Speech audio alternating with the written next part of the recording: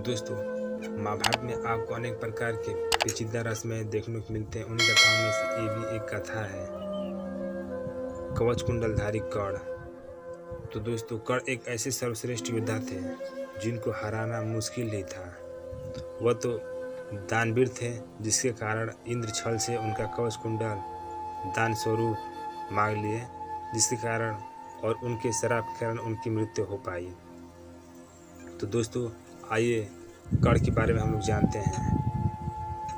तो कर्ण से यदि कवच कुंडल नहीं हथियाए होते, यदि कर्ण इंद्र द्वारा दिए गए अपने अमोघास्त्र का प्रयोग घटोत्कच पर न करते हुए अर्जुन पर करता, तो आज भारत का इतिहास और धर्म कुछ और होता। भगवान कृष्ण यह भली भांति जानते थे कि जब तक कर्ण के पास उसका कवच और कुंडल है, तब तक उसे कोई नहीं मार सकता। ऐसे में अर्जुन की सुरक्षा की कोई गारंटी नहीं। उधर देवराज इंद्र भी चिंतित थे, क्योंकि अर्जुन उनका पुत्र था।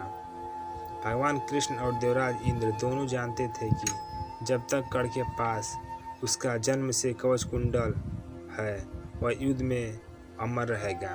तब कृष्ण ने देवराज इंद्र को एक उपाय बताया, और फिर देवराज इंद्र ने एक ब्राह्मण के वेश में कर्ण के पास पहुँचे। देवराज भी सभी के साथ लाइन में खड़े हो गए। कर्ण सभी को कुछ न कुछ दान देते जा रहे थे।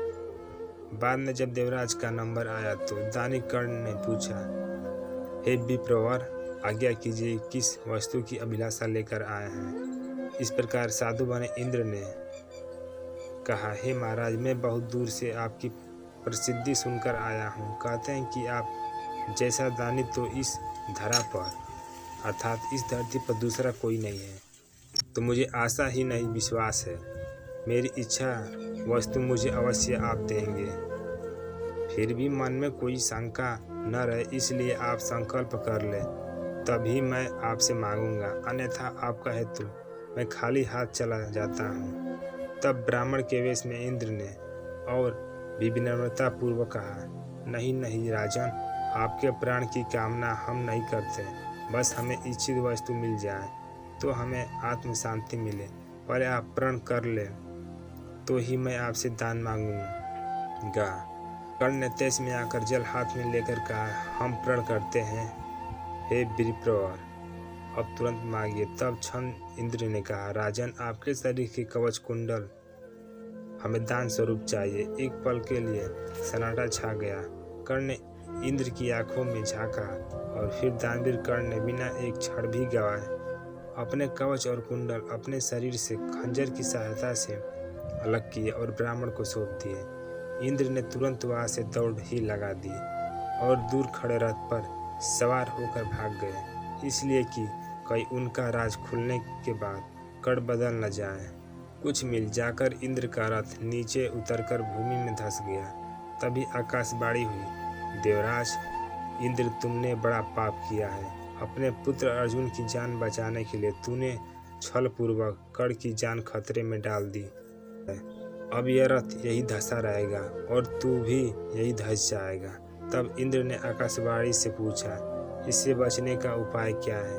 तब आकाशवाणी ने कहा, अब तुम्हें दान दी गई वस्तु के बदले में बराबरी की कोई वस्तु देना होगा। क्या करते उन्होंने यह मंजूर कर ली। तब वे फिर से कर्ण के पास गए, लेकिन इस बार ब्राह्मण के वेश में नहीं। कर्ण ने उन्हें आता देखकर कहा, देवराज, आदेश करिए, और क्या चाहिए। इंद्र ने झेपते हुए कहा, हे दानवीर कर्ण, अब मैं याचक नहीं हूँ, बल्कि आपको कुछ देना चाहता हूँ। कवच कुंडल छोड़कर मांग लीजिए, आपको जो कुछ भी मांगना हो। कर्ण ने कहा, देवराज, मैंने आज तक कभी किसी से कुछ नहीं मांगा, और न ही मुझे कुछ चाहिए। कर्ण सिर्फ दान देना जानता है, लेना नहीं। तब इंद्र ने विनम्रता पूर्वक कहा, महाराज कर्ण, आपको कुछ तो मांगना ही पड़ेगा, अन्यथा मेरा रथ और मैं यहाँ से नहीं जा सकता हूँ। आप कुछ मांगेंगे तो मुझ पर बड़ी कृपा होगी। आप जो भी मांगेंगे मैं देने को तैयार हूँ। कर्ण ने कहा, देवराज, आप कितना ही प्रयत्न कीजिए, लेकिन मैं सिर्फ दान देना जानता हूँ, लेना नहीं। मैंने जीवन में कभी कोई दान नहीं लिया। तब लाचार इंद्र ने कहा, मैं यह वज्र रूपी शक्ति आपको बदले में देकर जा रहा हूँ।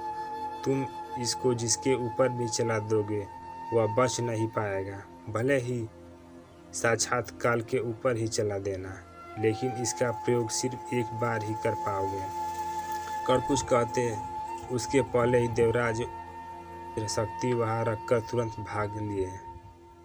कर्ण की आवाज देने पर भी वे रुके नहीं। बाद में कर्ण को उस वज्र शक्ति को अपने पास मजबूरन रखना पड़ा, लेकिन जैसे दुर्योधन को मालूम पड़ा कि कर्ण ने अपने कवच कुंडल दान में दे दिए तो दुर्योधन को तो चक्कर ही आ गए। उसको हस्तिनापुर का राज्य हाथ से जाता लगने लगा, लेकिन जब उसने सुना कि उसके बदले वज्र शक्ति मिल गई है तो फिर उसे उसकी जान में जान आई। इसे भी कर्ण की गलती नहीं मान सकते, यह उसकी मजबूरी थी, लेकिन उसने यह गलती यह की कि वह इंद्र से कुछ मांग ही लेता। नहीं, मांगने की गलती तो गलती ही है। अरे वज्र शक्ति को 3 बार प्रयोग करने की इच्छा ही व्यक्त कर देता। तो दोस्तों, यह स्टोरी आपको कैसी लगी? यदि इस स्टोरी आपको अच्छी लगी हो तो आप हमारी वीडियो को लाइक कर दीजिए और चैनल पर अभी तक आप नए विजिट कर रहे हैं तो आप हमारे चैनल को अवश्य सब्सक्राइब करें। धन्यवाद दोस्तों, मिलते हैं नेक्स्ट वीडियो।